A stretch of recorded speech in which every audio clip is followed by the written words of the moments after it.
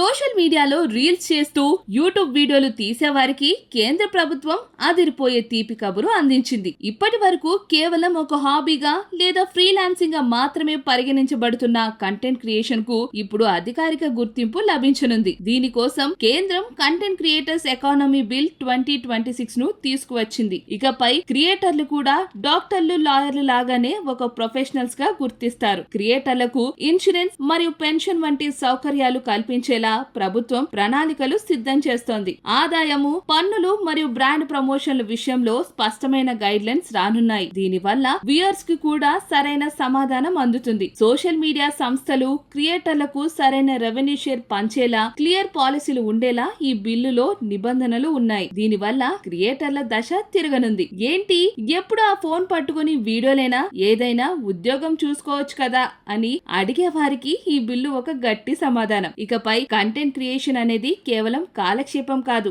అది ఒక గౌరవప్రదమైన వృత్తిగా మారబోతుంది. డిజిటల్ ఇండియా దిశగా ఇదొక గొప్ప ముందడుగు అని నిపుణులు భావిస్తున్నారు. ఇలాంటి మంచి మంచి అప్డేట్స్ కోసం మన పేజీని ఫాలో చేయండి.